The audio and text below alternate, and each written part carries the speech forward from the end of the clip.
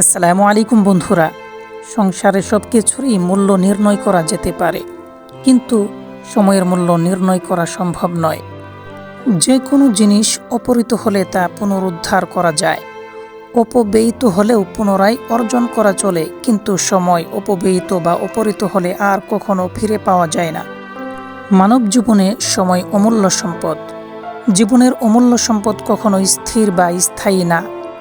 খরস্রোতা নদীর মতো, দ্রুতগামী যানের মতো সময় অবিরাম ছুটে চলেছে, মুহূর্তের জন্যেও থামে না, কারো অনুরোধে কর্ণপাত করে না।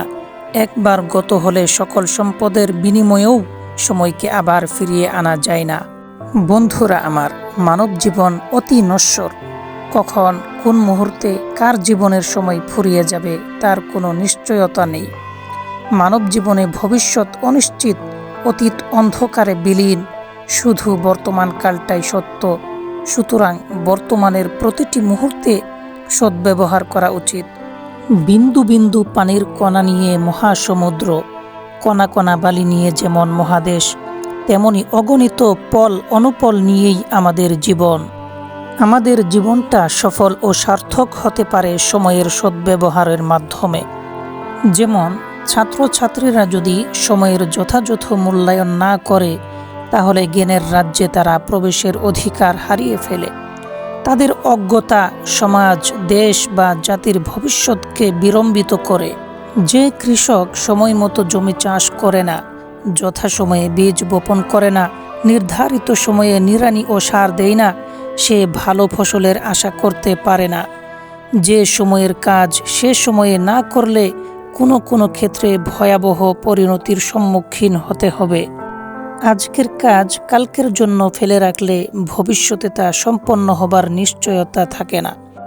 সময়ের সদ্ব্যবহার আর জীবনের সফলতার জন্যে অলসতাকে সর্বভূতভাবে পরিহার করতে হবে।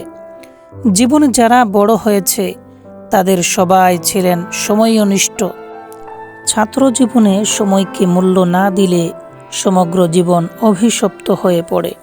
শুধু ছাত্র জীবন নয়, প্রত্যেকটা কাজের ক্ষেত্রেই আপনি যদি আপনার সময়কে মূল্যায়ন না করেন, তাহলে এক সময় দেখবেন সেই সময় আপনাকে মূল্যায়ন করবে না। সময় ও নদীর স্রোত এবং বন্দুকের গুলি একই রকম, যা একবার চলে গেলে আর কখনোই ফিরে আসে না। এই জন্য আপনি যদি ভবিষ্যৎকে প্রাধান্য দিতে চান, ভবিষ্যতে যদি উন্নতির শিখরে পৌঁছতে চান, তাহলে আপনার জন্য সময়কে মূল্যায়ন করা ছাড়া আর কোনো উপায় নাই।